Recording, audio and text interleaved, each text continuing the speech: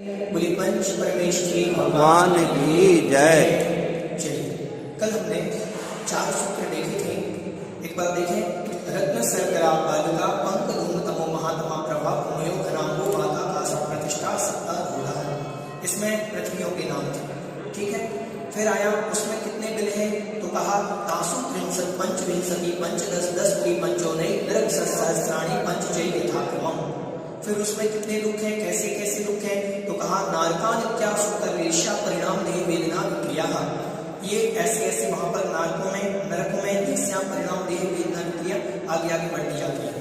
फिर 23वें त्रिशब्दश नवेकादश परस्परोदीरे दुखा, परस्पर में एक दूसरे को दुख उत्पन्न करते हैं। आगे सूत्र आता है संक्लिष्टा सुरोदीरे दुखा शिता चतुर्था। संक्लिष्ट असुर कुमार जाति के जो देव हैं वो आपस में वहां तीसरे नरक तक जाकर के लोगों को भिड़ाते हैं, भिड़ाने का काम करते हैं। फिर आया उनकी आयु कितनी है, तो 23वें त्रिशब्दश सप्तदश द्वाविंशति त्रयस्त्रिंशत् सागरोपमा सत्वानां परास्थिति। सत्वों की वहां के जीवों की परा मतलब उत्कृष्ट स्थिति मतलब जो आयु है वो कितनी है, तो इतनी बताई, ठीक है। इतना तो आ गया। फिर उसके बाद वहां पर जो अगला सूत्र है जम्बूद्वीप लवडोदारे आदि, तो वो जो सूत्र है वह मध्यलोक का है, ठीक है। लेकिन थोड़ा सा और मध्यलोक के बारे में समझ लेते हैं। इतना तो अपन ने सूत्र से समझ लिया और थोड़ा सा देख लेते हैं। चलिए, तंडुल मत्स्य, ध्यान से सुने। एक तंडुल नाम का मत्स्य होता है जो लगभग 500 योजन लंबी एक मछली होती है। स्वयंभू रमण समुद्र है, एक बहुत बड़ा समुद्र। कभी अभी आप मध्यलोक में बताएंगे आपको कि वो कितना बड़ा है। उसकी योजन लंबाई जो है 500 योजन लंबा है। तो 500 योजन में एक लघु योजन लगेगा ना यहाँ, तो 12 किलोमीटर का एक है, तो 12 पंचे 60 मतलब 500 चौड़ाई नहीं है, लंबाई है। 500 योजन लंबाई है उसकी, तो 500 योजन जो लंबाई है उस लंबाई का योजन वो 12 का गुणा करेंगे तो कितना आएगा, 60,000 या 60 आएगा ना। तो देखो 12 का 500 में गुणा करना है, 6000 आएगा। तो 6000 किलोमीटर लंबा है। उसकी लंबाई कितनी है, उस मछली की, एक मछली है उसकी लंबाई है 6000 किलोमीटर। 6000 किलोमीटर लंबी, 3000 किलोमीटर चौड़ी और बहुत बड़ी विशाल आकृति वाली इतनी मछली है। और उस मछली के बहुत बड़ी मछली, अब देखो जो 6000 किलोमीटर लंबी मछली है वो रात में कैसे सोती है, मुंह खोल करके, वो व्रती है। अधिकतम वहां पर मछलियां व्रती हैं, पंचम गुण स्थान करती हैं उस समुद्र में। रात्रि में भक्षण नहीं करती मछलियां, मुंह खोल करके सोती हैं। अब 6000 किलोमीटर वाली मछली का मुंह कितना बड़ा होगा, तो इतने हजारों असंख्यात जीव जंतु उसमें आते हैं डेली और जाते हैं, आते हैं उसके मुख के अंदर और चले जाते हैं। हाँ, रात में तो खाती नहीं ना वो, तो वो मुंह खोल करके सोती है। तो कितने जीव जंतु उसमें आते होंगे, चले जाते होंगे, निकलते रहेंगे। नहीं, वो एक व्यवस्था है, जानवर है वो जैसे सोता हो, समझ रहे हैं, वो उसकी व्यवस्था है, उसके सोने की वैसी ही विधि होगी, तो उस विधि से सोती है वो। तो जिस विधि से वो सो रही है उसमें वो व्रती है, रात्रि में भक्षण नहीं करती, संयम का पालन करती मछली, क्योंकि उनको देवता आदि संबोधन करने जाते हैं। तो देवता आदि संबोधन करते हैं तो वो समझती है वहां मछली पानी के अंदर देवता संबोधन करने जाते हैं, तो वो उनके व्रत होते हैं। लेकिन उसके कान में बैठा हुआ एक मत्स्य जिसका नाम है तंडुल मत्स्य। तंडुल, तंडुल मतलब होता है चावल। तंडुल मतलब क्या होता है, तो वो जो मत्स्य है उसके कान में चावल के दाने के बराबर है। ये भी छोटी सी मछली है, ये वहां कमल खाती है उसके कान का, उतनी बड़ी मछली है उसके कान में रहती है। अब वो तंडुल मत्स्य जो है चावल के दाने बराबर है, लेकिन इतना पाप करता है कि साथ में नरक में जाता है। सोचो कैसे करता है, वो हम बताते हैं। वो जो मछली है 500 योजन वाली, 500 योजन वाली मछली सोती है और उस समय ये कान में बैठे बैठे सोचती है प्रतिदिन। ये जो मछली है तंडुल मत्स्य जो है वहां सोचता है प्रतिदिन बैठे बैठे कि देखो कितनी मूर्ख मछली है, अगर मैं इसके स्थान पर होता तो सबको खा लेता। प्रतिदिन यही सोचती है, यही चिंतन करती है। इसके कारण वो कितने जीवों की हिंसा भाव से कर कुछ नहीं पा रही। इतनी सी मछली क्या कर पाएगी, तंडुल चावल के दाने के बराबर। ये मछली इतना भाव कर लेती है कि इसको भाव करने मात्र से 7वें नरक की आयु का बंध होता है। सोचो अपन कितना भाव करते हैं हिंसा का, जीव के मारने का संकल्प करते कुछ करते हैं। अगर इस प्रकार का हमारा भाव है तो समझ लेना हम 7वें नरक की तैयारी कर रहे हैं। वर्तमान में है नहीं 7वां नरक, तीसरे तक जाएंगे, तो तीसरे की समझ लेना।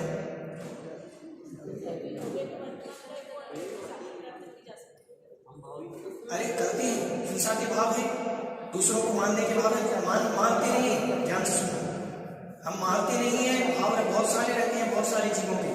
किसी को मारना है व्यक्ति कभी मिल जाए मेरे को, फिर बताते हैं। समझ रहे हैं? बैठे थे दुकान में, अब बैठे बैठे कौन धूप बत्ती आदि जलाए, मच्छर आया पट से कर देते हैं, क्या दिक्कत है? मच्छर मारने वाली दवाइयां, कितनी दवाइयां जीवों को मारने वाली हम खेतों में प्रयोग करते हैं, कहां कहां नहीं प्रयोग करते हैं। संकल्प की हिंसा नहीं है तो क्या है? खेतों में अभी चने आए होंगे तो चने में जो चने की खेती में वो डालते हैं अपन कीटनाशक दवाइयां, उसमें कितने जीव मरते हैं, कितनी इल्लियां मरती हैं, उससे हरी कलर की इल्लियां होती है छोटी छोटी, कितने जीव मरते हैं हम। अपन कहते हैं अपन हिंसा नहीं करते, हिंसा हो रही है कि नहीं हो रही है?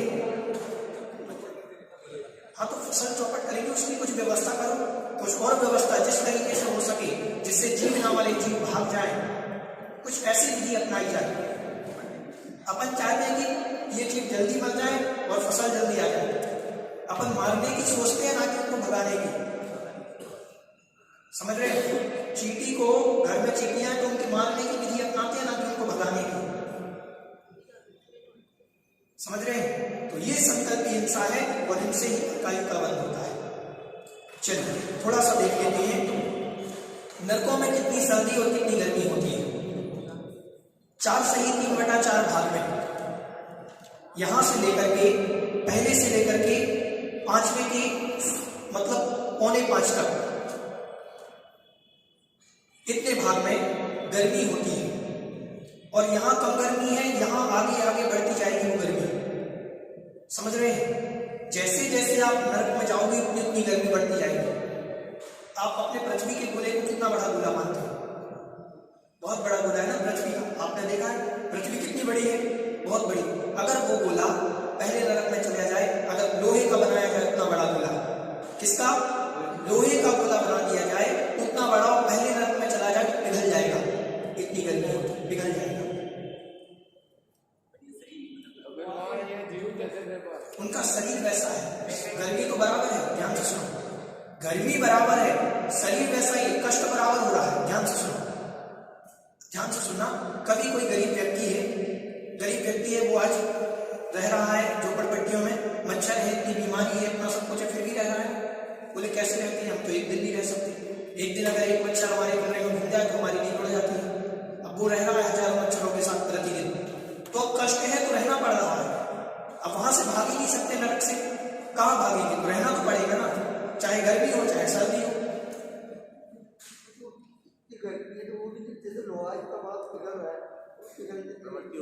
उनकी प्रवृत्ति, उनका शरीर वैसा है, कष्ट बराबर होगा। ध्यान से सुनो, ध्यान से सुनना, शरीर को कष्ट बराबर होगा। आपको कितनी भी गर्मी पड़े, हमारा शरीर पिघलता है क्या? नहीं पिघलेगा ना। गर्मी कितनी भी पड़े, कोई धातु पिघल सकती है, शरीर नहीं पिघलेगा, शरीर जलेगा, काला पड़ जाएगा, लेकिन पिघलेगा नहीं। तो उसकी प्रवृत्ति है, कष्ट बराबर होगा, उस गर्मी का अनुभव उनको बराबर होगा। इतना बड़ा पृथ्वी बराबर गोला अगर पहले नरक में भी चला जाए तो पिघल जाएगा, लोहे का गोला, इतनी गर्मी होती है यहां पर। और आगे आगे नरकों में और ज्यादा गर्मी, और ज्यादा गर्मी। फिर 5वें के 1/3 भाग में और 6वें और 7वें नरक में इनमें सर्दी होती है। आपके जितने बड़े बड़े समुद्र हैं, प्रशांत महासागर, अगर ये प्रशांत महासागर वहां होता है इस नरक में 7वें में, तो जम जाएगा। इतनी ही गर्मी है, उतनी ही सर्दी है। समझ में आ रहा है? वहां की सर्दी गर्मी कितनी है कि अगर इतना बड़ा मेरु समान लोही गल जाए, ऐसी शीत उष्णता था। पृथ्वी का तो हमने आपको उदाहरण दिया क्योंकि आप अभी मेरु को जानते नहीं हो। मेरु हम बताएंगे, फिर हम बताएंगे कि मेरु कितना होता है। पृथ्वी तो इतनी सी है, मेरु तो बहुत बड़ा है। जब मेरु के बराबर लाखों योजन 1,00,000 योजन बराबर, मतलब करोड़ों किलोमीटर ऊंचाई वाला पर्वत, करोड़ों किलोमीटर ऊंचाई वाला पर्वत अगर वहां पर डाल दिया जाए, वो पर्वत तो पिघल जाएगा और उतना ही पानी डाल दिया जाए तो जम जाएगा। इतनी सर्दी और इतनी गर्मी के दुख वहां पर है। तो जीव के अंदर वो मतलब शरीर वगैरह होता है? शरीर तो है, ध्यान से सुनो, जीव है, शरीर है, शरीर को सहन करेगा, वो सहन कर, जीव मतलब ये जो शरीर है ये उतने कष्ट में मरेगा नहीं। मैंने कहा आपके वहां पर अगर कोई जीव गया, उसके टुकड़े टुकड़े भी हो जाए तो मरेगा नहीं, फिर जुड़ जाएंगे, बस शरीर ही कष्ट के लिए बना है। अरे तो जीव जाएगा तो शरीर तो होगा ना वहां। ध्यान से सुनो, ध्यान से सुनो, हमारा शरीर यहाँ नष्ट हुआ, हम मरकर के नरक में चले गए, तो यहाँ इस आत्मा के लिए शरीर का अवलंबन लेना पड़ेगा। बिना शरीर के अवलंबन लिए बिना सुख दुख नहीं हो सकता उसको। तो यहां से गया, ये शरीर छोड़ा, यहां से मरकर के इसको तो जला दिया हमने, मिट्टी बना दिया, वो तो आत्मा जो थी दूसरे शरीर में जा गई। अगर आपको पानी, दूध को गर्म करना है, दूध क्या है? आत्मा है। दूध को गर्म करना है तो आपको बर्तन लेना पड़ेगा, बिना बर्तन के आप डालो कि गैस जल रहा है और उस पर डालते जाओ अग्नि पर, तो क्या उसको गर्म होगा? वो दूध नहीं होगा ना। उसके लिए कुछ बर्तन चाहिए, आधार चाहिए। तो कष्ट के लिए भी दूध को गर्म करने के लिए जैसे बर्तन का आधार चाहिए, वैसे ही शरीर को अपने कर्म उदय को पूर्ण करने के लिए जो कर्म आपने बांध रखे हैं, उनके लिए शरीर का आधार मिलता है और उसमें रह करके, इस शरीर में रह करके जीव कष्ट भोगता है। उतना ही कष्ट शरीर को, उतना ही कष्ट जीव को, दोनों को बराबर होता है। ओनली शरीर को कष्ट नहीं होता, आत्मा को कष्ट नहीं होता। एक ध्यान से सुनो, शरीर को भूख लगती है क्या? भूख किसको लगती है? शरीर को कि आत्मा को? आत्मा को लगती है। सिद्ध भगवान की आत्मा को क्यों नहीं लगती है? हम सिर्फ प्रश्न पूछ रहे हैं, आत्मा को भूख लगती, सिद्ध की आत्मा को क्यों नहीं लगती? वो भी तो आत्मा है ना। शरीर को भूख लगती, मृत शरीर को आप खाना खिलाओ, फिर न शरीर को भूख लगती है ना आत्मा को भूख लगती है। ध्यान से सुनो, शरीर तो कुत्ता है, वो क्या खाएगा? और आत्मा शुद्ध कुत्ते हो, वो क्या खाएगी? लेकिन कर्म के संयोग से ये जो है कर्म, ये दोनों को बांध लेता है तो दोनों को भूख लगती है। होती शरीर की पूर्ति है, उदय कर्म का रहता है आत्मा में। समझ में आ रहा है? ये दूसरे शरीर में चल जाता है। हाँ, दूसरा शरीर वहां दूसरा मिलेगा। हाँ, थोड़ी पता है, पहले वाले को मालूम नहीं है, आत्मा तो वही है ना। ध्यान से सुनो, आप सुनो, ध्यान से सुनो, आपकी आत्मा है, अभी आप सुख दुख का जो अनुभव कर रहे हैं, ठीक है, वो अनुभव भी अनुभूति में तो आ रहा है ना आत्मा को। जिस दिन आपका मरण हो जाएगा तो शरीर आपका ही रह जाएगा, शरीर रह जाएगा तो शरीर को ना सुख की अनुभूति ना दुख की अनुभूति। अब ये जो कर्म आपने बांध लिए आत्मा में, वो नए शरीर को धारण करेंगे। अगर आपने अच्छे कर्म किए तो स्वर्ग देवताओं का शरीर मिल सकता है, थोड़े से कम किए तो मनुष्य का शरीर दोबारा मिल सकता है, थोड़े से और कम किए तो त्रिवंश बन सकते हो, थोड़े से मतलब किए ही नहीं तो नरक में जा सकते हो। तो नारकी का शरीर, वो तो कहता है कि कष्ट भोगना है आपको, हम शरीर देंगे, व्यवस्था देंगे, जब तक कर्म रहेंगे तब तक हम कुछ ना कुछ तो देंगे। नहीं, कर्म की वजह से नहीं कर रहे, कर्म के उदय में हमें वस्तु मिली है, सुख दुख कर्म। अब उसमें ध्यान से सुनो, बहुत अच्छी वस्तु सुने मनीष भैया, बहुत अच्छी चीज बता रहे हैं। कभी भी कोई चीज कर्म के उदय से नहीं होती, कर्म के उदय से शरीर मिलता है, कर्म के उदय से वस्तु की उपलब्धि होती है, सुख दुख नहीं होता कर्म के उदय से। ध्यान से सुनो, कर्म के उदय से यहाँ पर हमने फैन चला दिया, ये अच्छा अपना पुण्य कर्म का उदय है, एसी चल रही है, हमारे लिए सुख मिल रहा है, ठीक है, समझना ध्यान से। अब वो सुख की अनुभूति कौन कर रहा है? जिसको गर्मी लग रही है वो सुख की अनुभूति कर रहा है, जिसको उसी में सर्दी लग रही है वो दुख की अनुभूति कर रहा है। दोनों को पुण्य के योग से एसी मिली कि नहीं मिली? पुण्य के योग से दोनों को एसी व्यवस्था मिल गई, दोनों के पुण्य अच्छे थे, एसी व्यवस्था दोनों को मिली, दो व्यक्तियों, लेकिन उसको उस एसी में ठंडी लग रही है तो वो दुख का अनुभव कर रहा है, और एक सुख का अनुभव कर रहा है उसमें, क्योंकि उसको गर्मी लग रही है। तो वस्तु कर्म के उदय से मिलती है उसका उपयोग दुरुपयोग करना ही हमारे ऊपर है। मनुष्य पर्याय जैन कुल हमें कर्म के उदय से मिला है, बिल्कुल कर्म के उदय। अब इसका सदुपयोग करना कि दुरुपयोग करना ये हमारे ऊपर डिपेंड है। गाय ने दूध दिया है, अब दूध की आपको क्या बनाना है? छाछ बनाना है, घी बनाना है। छाछ बनाओगे तो पानी हो जाएगा, पानी का पानी में, और घी बनाओगे तो अमृत बन जाएगा। मनुष्य कुल मिला है, जैन कुल मिला है, हमारे लिए पर्याय मिली है। हम पाप में जाना चाहे तो पाप में लगा सकते हैं इस पर्याय को, और पुण्य में लगाना चाहे तो पुण्य में लगा सकते हैं। एक पुण्य में लगा देता है तो विद्यासागर बन जाता है, और एक पाप में लगा देता है रावण आदि बन करके नरकों में जाता है। शरीर दोनों को मिला था, राम को भी मिला था, रावण को भी मिला था। राम ने साधना करी, रागद्वेष का त्याग किया, परिश्रम किया और मोक्ष चले गए। रावण ने उसका दुरुपयोग किया, मान कसाई की, क्रोध किया, पाप किया, अब ब्रह्म स्वीकारा और उसके कारण वो नरक में गया। तो वस्तु का सदुपयोग दुरुपयोग, तो शरीर की बात चलती थी, वहां भी शरीर मिलेगा। और शरीर से भी नाग की जीव, ध्यान से सुने, कुछ नाग की जैसे सम्यक दृष्टि होती है, वो सब समझते हैं, उनको अवधि ज्ञान होता है, वो जानते हैं कि हमने पूर्व में ऐसा पाप किया था जिसके कारण मुझे ये पर्याय मिली, उनको अवधि ज्ञान होता है, वो जानते हैं। अवधि ज्ञान नहीं, सम्यक दृष्टि तो करती है ना। अब वहां रह करके तो लड़ना पड़ेगा ना, जान तो बचानी पड़ेगी। 10-20 कुत्ते लड़ रहे हो, एक बिल्कुल शांत जा रहा हो, लेकिन कोई कुत्ते उसको काटने आएंगे तो वो भौंकेगा। कुछ कुछ कुत्ते की प्रवृत्ति होती है शांत। ध्यान से सुना, हम इसलिए उदाहरण दे रहे हैं कि आप लोग देखते रहते हैं। कुछ प्रवृत्ति जैसे 5-7 कुत्ते बैठे हो, वो तो आपस में लड़ते ही रहते हैं। एक कुत्ता शांत जा रहा हो, बिल्कुल नहीं भौंकता, वो वहां से भौंक भी रहे हो तो भी नहीं भौंकेगा, फिर भी धीरे धीरे जा रहा है, धीरे धीरे जा रहा है। लेकिन वो माने ही नहीं, वो तो आगे पास में रहे, फिर वो भौंकेगा भी और लड़ेगा। अपना बचाव करेगा। ऐसे ही सम्यक दृष्टि जीव है वहां। उपयोग और उपयोग में जीव की प्रवृत्ति होती है। उपयोग करने में, वस्तु का उपयोग करने में जीव की प्रवृत्ति होती है ना। वस्तु का आप प्रयोग कर रहे हैं, इसका इस्तेमाल कर रहे हैं, द्वेष कर रहे हैं, क्या कर रहे हैं? प्रवृत्ति तो हो रही है। ठीक, समझ में आया? तो वो सम्यक दृष्टि जीव वहां है। अवधि सारे नाम की सम्यक दृष्टि नहीं है, असंख्यात तो मिथ्या दृष्टि है।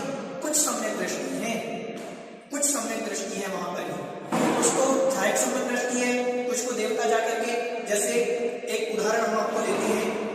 एक नारायण थे, उन नारायण की जो पूर्व के भाभी थी, वो भाभी स्वर्ग पहुंच गई। अब वो नारायण तो नरक में है। अब वो अपनी भाभी जो पूर्व की थी, उन्हें राग आ गया कि हमारे देवर जी थे, तो वो तीसरे नरक में आई। कहाँ आई?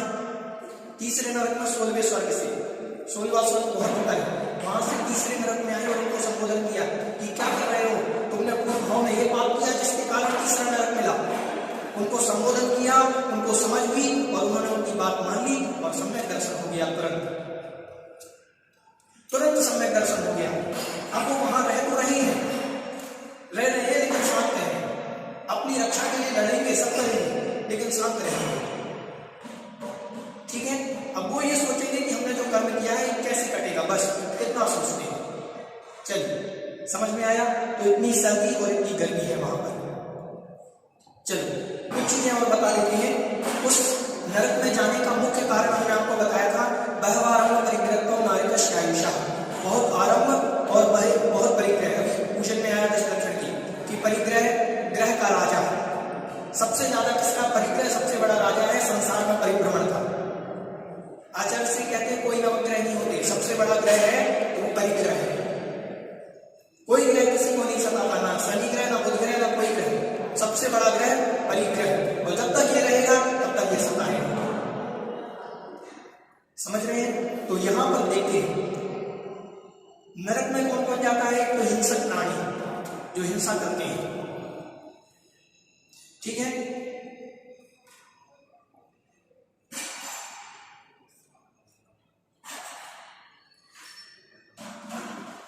चलिए, मृषावादी मतलब झूठ बोलने वाला, बहुत झूठ बोलता है, कोई भी बात को झूठ में प्रस्तुत करता है, मृषावादी। परिस्त्री से भी या परपुरुष से भी, स्त्रियां लगा लेंगी, परपुरुष से भी पुरुष लगा लेंगे, परिस्त्री से भी, परिस्त्री सेवन करना, वेश्यागमन करना इत्यादि। क्रूर परिणाम, बहुत छोटे परिणाम वाले, बहुत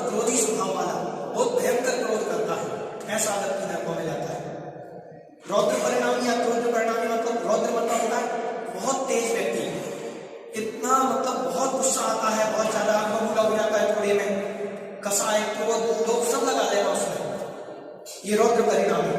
आरंभ की क्रियाओं में लगा रहता है, जोड़ने में खुशी मिल जाए, खुशी पुस्तक का संकलन करेगा, ये देखेगा, ये पुस्तक लाएगा, ये छाटेगा। कुछ लोगों की प्रवृत्ति ऐसी होती है, कुछ पेंसिल इकट्ठी करेंगे, कोई देखते हैं आप लोग कि बहुत सारे लोग जाते हैं वहां से पत्थर लाते हैं, पत्थर कैसा है अपने घर में एकत्रित करके रखते हैं, जहां से जाते हैं वहां की मिट्टी लाते हैं, कुछ लोग किताबें खरीद के लाते हैं बहुत सारी, कुछ चीजें कुछ ऐसी चीजों का संकलन करना, कुछ भी मतलब बेमतलब की फिजूल की चीजें इकट्ठी करना। हमारे लिए भैया जी हम जाते हैं, बहुत अच्छी चीजें लगती हैं, वहां के सारे कपड़े, अगर राजस्थान जाएंगे तो राजस्थानी, शिमला जाएंगे तो शिमला के वहां के जम्मू कश्मीर वाली सारी ड्रेस अब हमारे पास है। आप पूरे 29 राज्यों के लेना है, 29 राज्यों में जो ड्रेस चलती है वो सब हमारे पास है। ये संकलन करने वाले इनमें जो राग रखते हैं ये सब नरक जाएंगे, हम नहीं कह रहे आरंभ, हम देखो हम कुछ नहीं कह रहे, सब आरंभ में लिखा है, होता है ना सब कि वहां से हमें सारी चीज लानी है। परिग्रही को आप समझते हैं, हमारे शरीर के अलावा हमारे तल पर जो कुछ भी है सब परिग्रह है, हमारे पास जो कुछ भी है सब परिग्रह है। जो वस्तु हमारी है भी नहीं उसमें भी अगर राग है कि वो वस्तु मुझे प्राप्त हो जाए तो भी परिग्रह है, वो सब परिग्रह में है। समझ रहे हो? उसके बाद धर्मद्रोही, धर्म का विद्रोह करने वाला, धर्म के स्वभाव को, धर्म के स्वरूप को बदल करके बोलने वाला, अन्य मतावलंबी, निश्चय न्यायावलंबी, अन्य मतावलंबी जितने भी हैं सब धर्मद्रोही हैं। जैन धर्म के स्वरूप को ना समझ करके, आत्मा के स्वरूप को ना समझ करके अन्य पर तत्वों में लगे हुए हैं और उसको धर्म मान रहे हैं, और सच्चे धर्म को, सनातन धर्म को, अनादिकालीन धर्म को गलत कह करके अपना धर्म सिद्ध कर रहे हैं। हम लोग भी करते हैं, हम जैनी होकर के हमारे अपने धर्म पर विश्वास नहीं है, ना जाने कहां कहां जाते हैं, और ये हम सब धर्मद्रोही में आएंगे फिर अगर हम ऐसा करते हैं। ऐसे जीव नरक जाते हैं।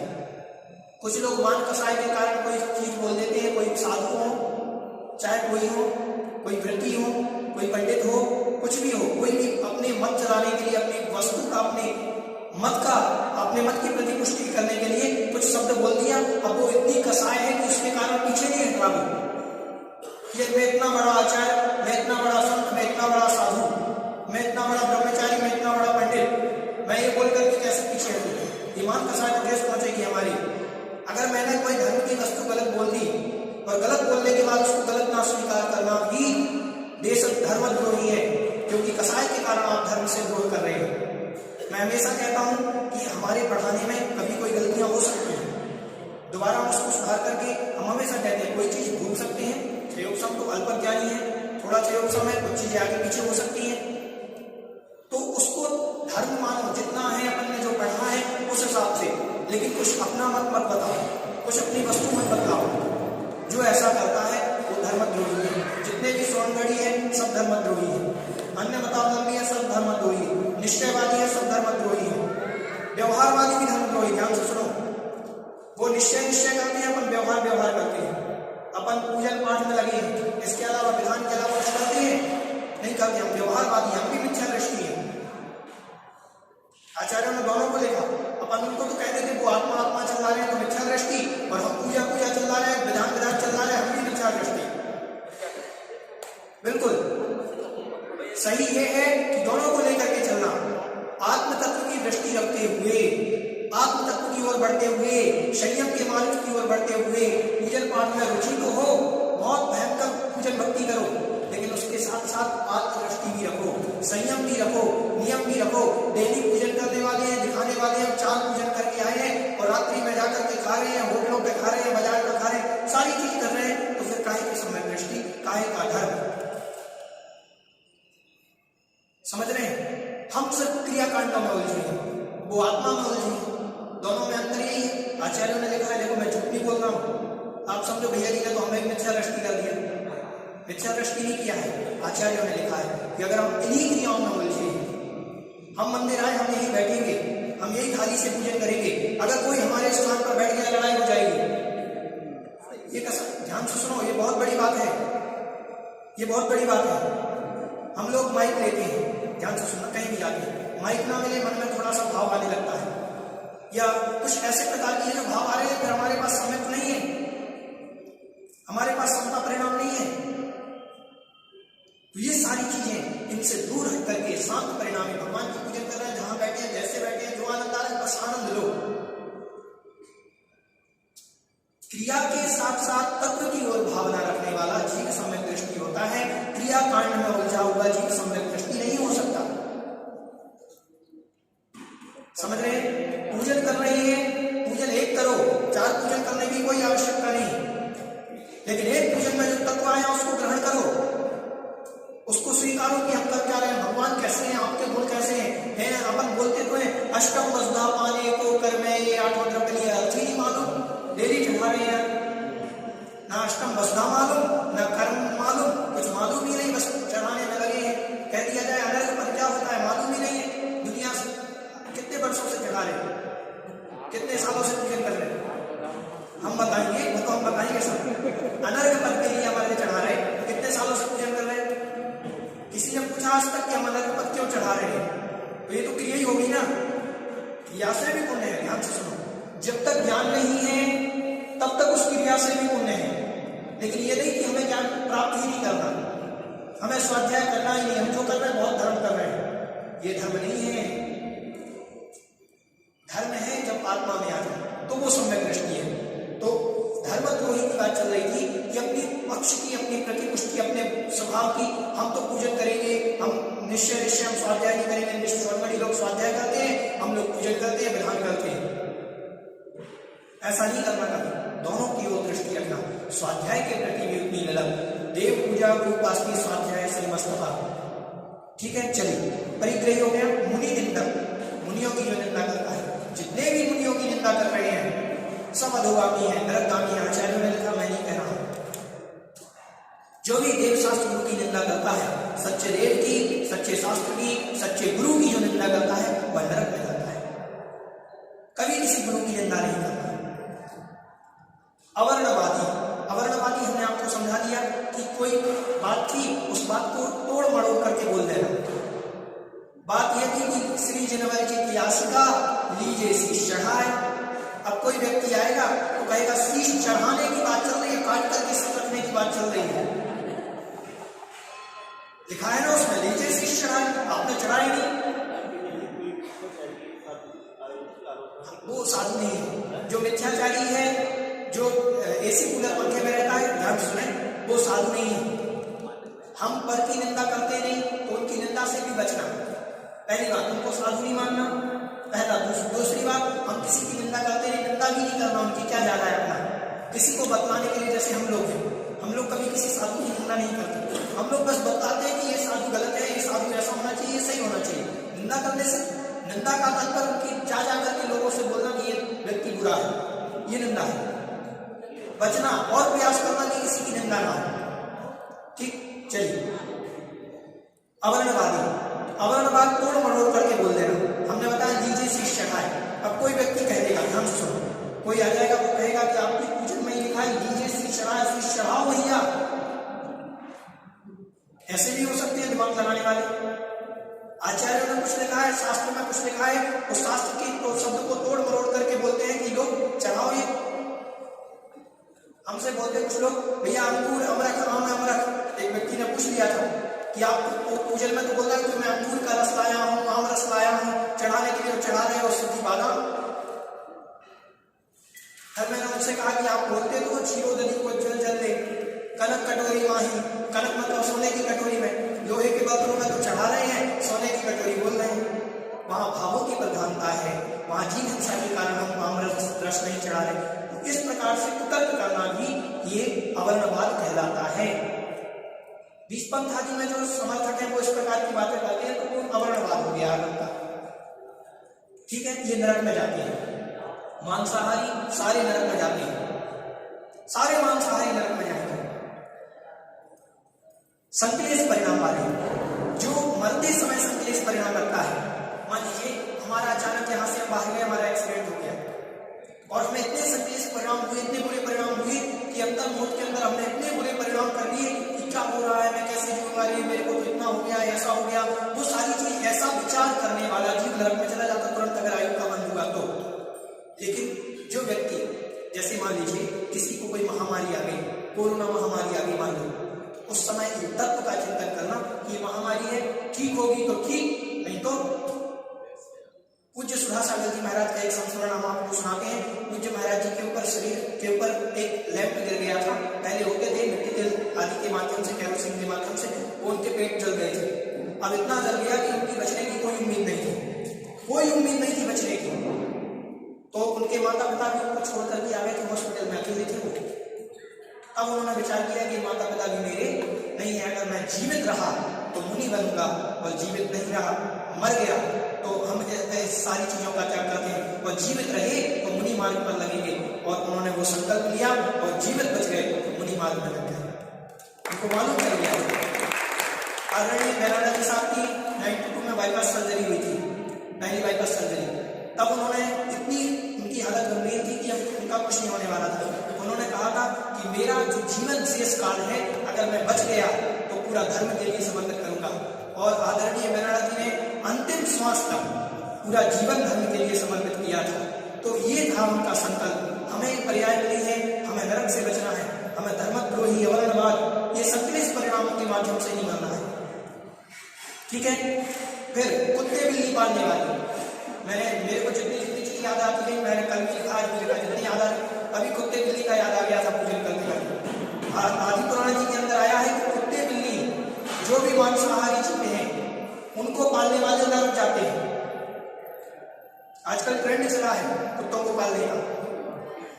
उनके प्रति दया भाव रखना, उनकी सेवा के लिए केंद्र खोलना कोई बात नहीं है। आप कुत्ते के लिए केंद्र खोलो, दया भाव रखो, उनको मांसाहार मत दो, लेकिन पालोगे मत घर में।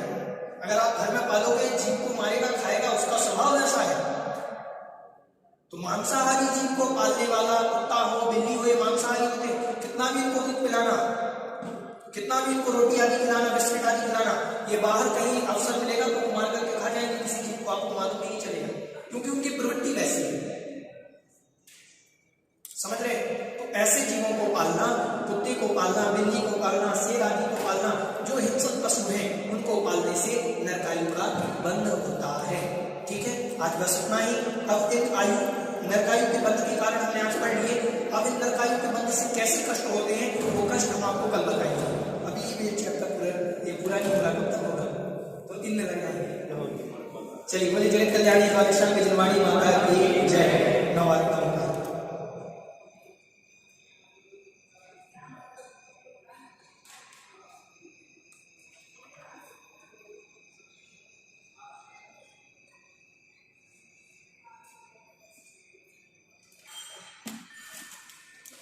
आप लोग सभी 30 अध्याय का पाठ करना चालू कर दो। नियम ले लो कि मुझे प्रतिदिन चाहे सुबह शाम जब भी मिले 30 अध्याय का पाठ करना है सूत्रों का। तो आपको सूत्र याद हो जाएंगे 1 महीने के अंदर। वो सूत्र याद हो जाएंगे तो आपको याद हो जाएगा, ठीक है। चलिए हरि को समर्पित करते हैं।